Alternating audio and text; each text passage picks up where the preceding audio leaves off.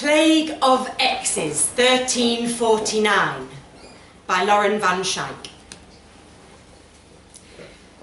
In the year of dark and bleeding armpits, every living man I ever dallied with got in touch.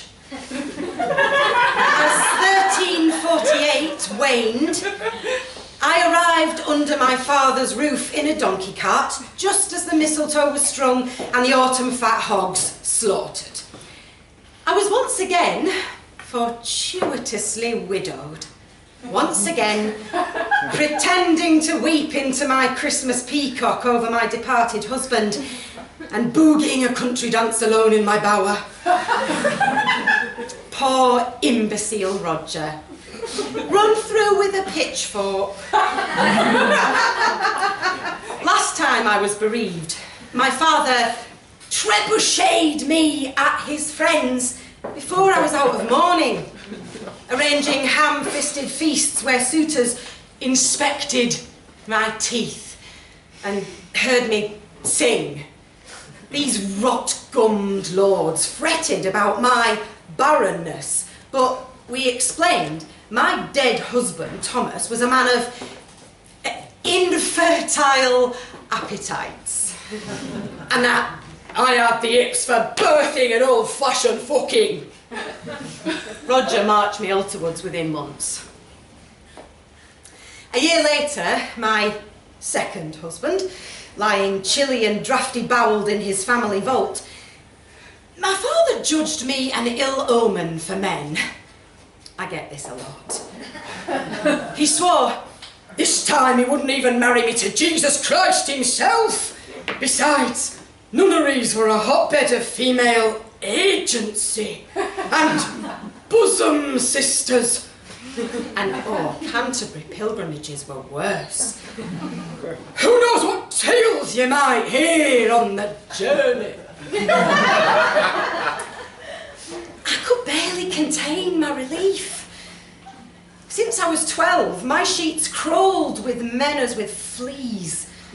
Oh, to have a spell without. I'd take up the lute, learn Latin to see if what men say about the Bible is true. I suspect not. Launch a side hustle in embroidered kerchiefs. I was on the cusp of 20 and embracing my life as a crone. But even as we celebrated the Lord's birth, watching gaily frocked mummers and slip-sliding across the ice-crusted pond on horse shins, a darker omen than a twice-widowed woman loomed. Ill tidings rippled from London, dark with every letter. Every touring band of monks, rumours of noses and lips, blackened, men's groins running with pus, bodies piled like tinder. A curse on mincing city dwellers, my father declared.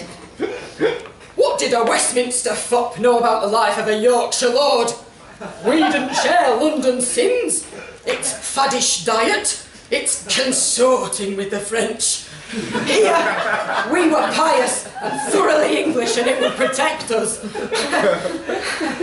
Oh yeah, but when pestilence skulked into York in February, he flew into it, is he? Certain death lurked everywhere. He'd heard the illness spread on foul smells, so we had bonfires of fragrant juniper lit in the great hall until we sweated through our wool, a reek made worse by his prohibition on bathing. He smelled rankest of all, advised by his physician to douse himself in vinegar and urine. Or then he started sniffing out sin. Anyone with a whiff of disobedience, my hare-lipped stepmother who had lately shirked her conjugal duties, his kennel master whose hounds howled when he approached, was herded into a confessional.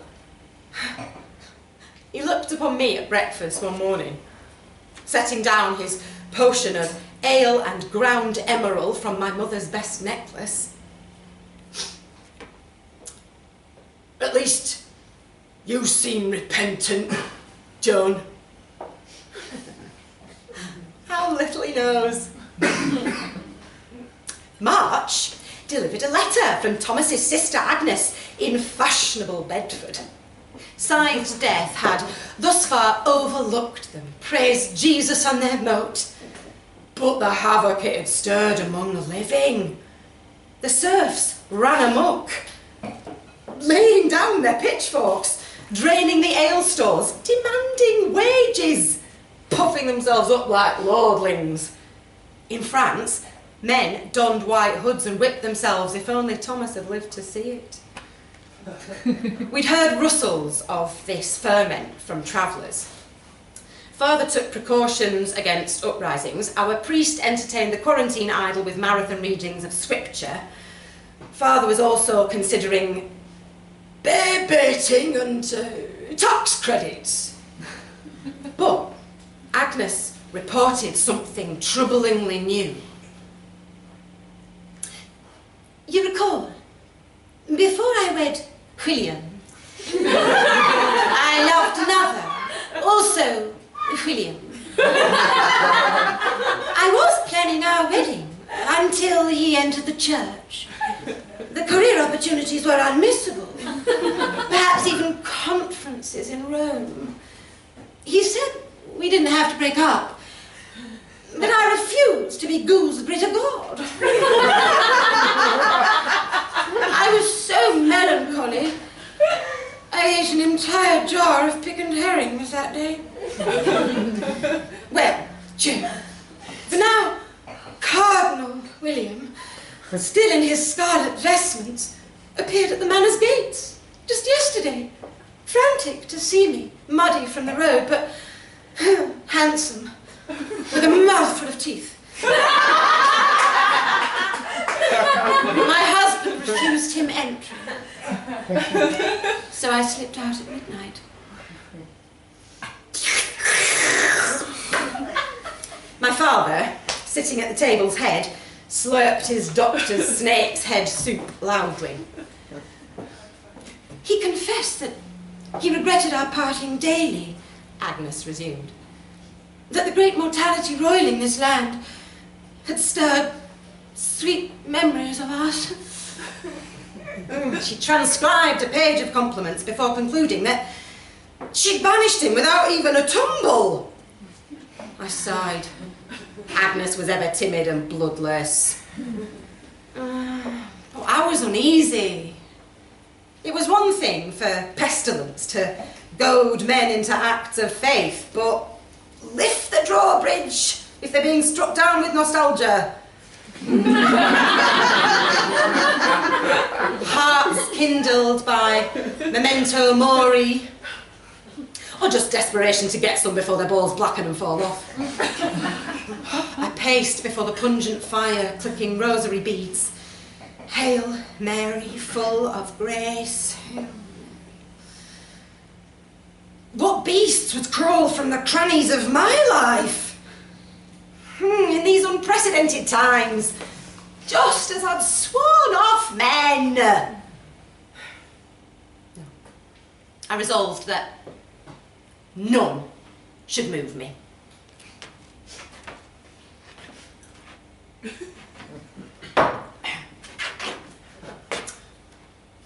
The wheelwright's son Perkin was first.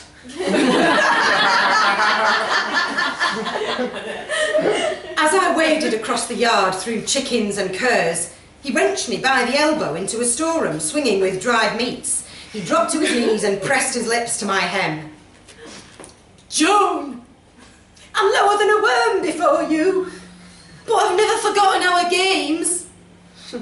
As romping children, we'd play-acted physician, leeching one another's bared stomachs. Once, I sliced into Perkins' forearm, letting so much blood my heart leapt, and he went shroud white and swooned as maidens do. When he discovered these revels, my father had Perkin whipped. Now a beanpole with goatish whiskers, Perkin pressed my hand with his clammy one. I'll not go to the grave without confessing my feelings, sweet Joan. Here at the world's end, it doesn't matter, I'm a wheelwright and you a noble woman. I extracted myself from his grasp. Remember yourself, Perkin. Please, Joan. I think of thee nightly, he said, in a dripping, breathless way that made me think my father ought to cut off his right hand.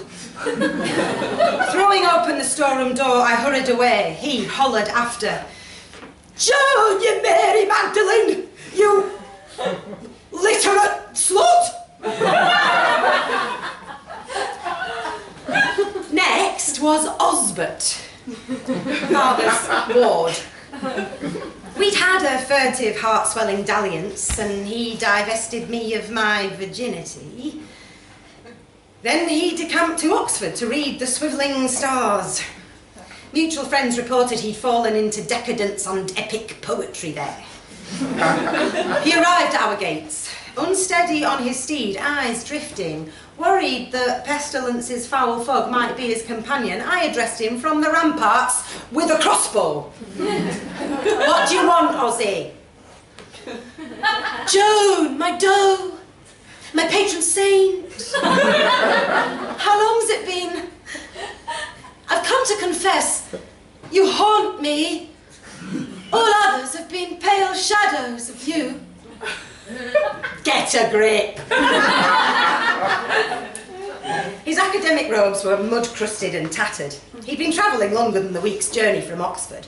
Seen any of these others lately, Ozzy? Joan! Might we converse over your father's well-brewed ale? The braised pheasant? He wiped his soggy brow. I loosed an arrow, pinged the ground. Another zinged under his horse's rearing hooves. My aim was never good, but he got the hint and galloped off. Next, Jack. A ripped serf of the late Roger. We'd had a liaison before my lamentable widowing. Tumbles in the barley fields, stolen moments behind tapestries, just out of Roger's admittedly myopic sight, but hay threaded my hair for months. Oh, Jack woke the household, pummelling the doors before dawn, having stolen past both gates and guards. His brandished pitchfork gave my father a fright.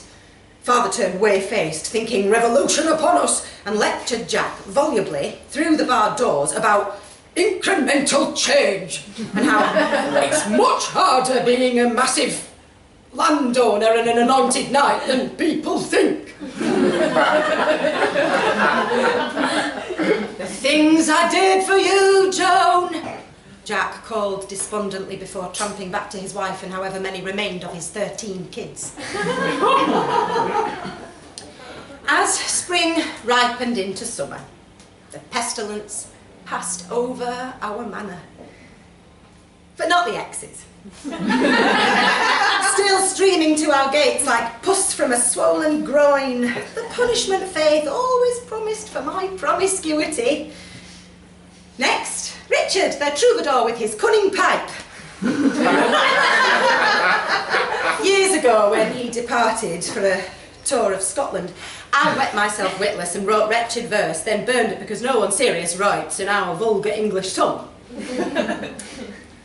Joan is dead, I made one of the main servants inform him when his dulcet tones chimed through my window. We all endured his mournful strumming into the night. A week later, Giovanni, the Italian priest, my father once hosted. Then my first cousin, Edmund, and his brother, Edward. You carnal sorceress, Joan! You vixen! They cried. My reply note detailed which I preferred in bed, and things went rather oasis from there. Then Henry, our noble neighbour's heir, with his wife.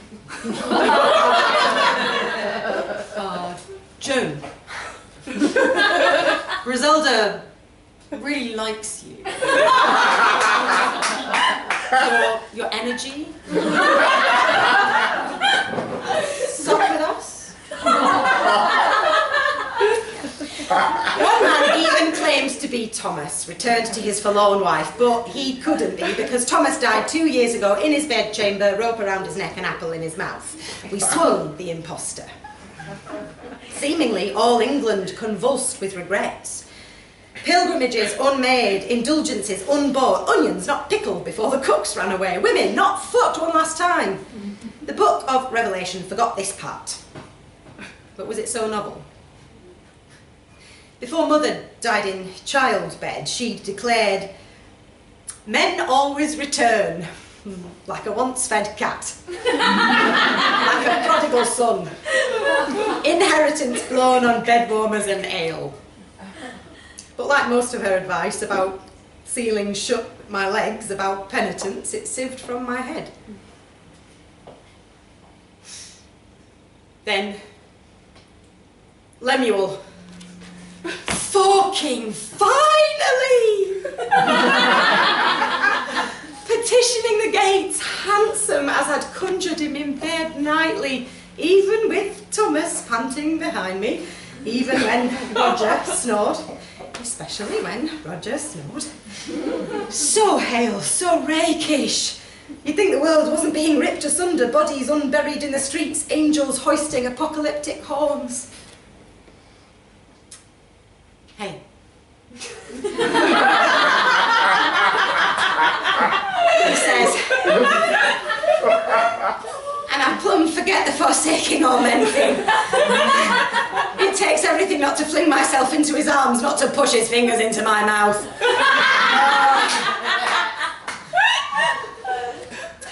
Play it cool, Joan, play it cool.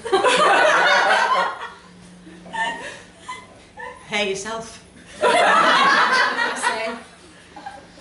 I smuggled Lemuel straight to my bedchamber. Thank God half the servants decamped for doomsday cults and father banished the rest for continuing to bathe.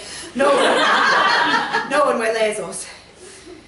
Doors barred, he eyes the tumult of my bower, all 2 of my dresses thrown over the floor. Candles, a pale, straggling army across the flagstones, bed linens tousled. Oh, we're suddenly embarrassed. Cannot meet eyes. Yes. Strange times. He says, yeah, this year's been weird. Backstory on Lemuel. He's heir to a Grade 1 listed castle nearby, and years ago, pre-marriages, we were on and off. Falling into haystacks, lying under apple trees, drinking flagons of wine and talking all night about purgatory and fornicating. And suddenly, he married a woman who reminded him of the Virgin Mary and clove my heart as with lightning. Shortly after, I hurled myself onto Thomas as onto a sword. Lemuel sent missives over the years. From the candle wax spatter and chicken scratch of his handwriting, they'd been written late at night. Hey. They'd start, then continue with wine-stained promises of sending his wife to a nunnery. He'd really do it this time. Oh yeah, unfortunately by the time his letter arrived and I dispatched our manservant with my response, Lem's wits and his recollection of the 10 Commandments had been fully restored. Well, that's forgotten. He's here now in the flesh rampant. We paw each other, rend garments, get it on. You were ever the devil on my shoulder, Joan, my Lilith and Delilah, my ruin. Pan to the tapestries, if you will. I wake late, the sun running like yolk through the arrow slits. Lemuel drowsing beside me. Maybe the dance macabre will reel off everyone but us and we'll live in a carnal New Jerusalem alone. At the least, hopefully the side's already swung for his wife. I gaze at him fondly, brush a sweat-curled lock from his forehead. Ah, could lie abed with him forever. only rising to fetch bread and wine to pee after sex. I settle onto the goose down again, but my ankle itches. I scratch it, scratch again. I draw it from beneath the sheets. Fresh bites ring my calf. Never mind, what's a nibble? Richard once took me in stinging nettles, the places I itched, you wouldn't believe. I snuggle against Lem. Even fleas cannot blemish our heaven.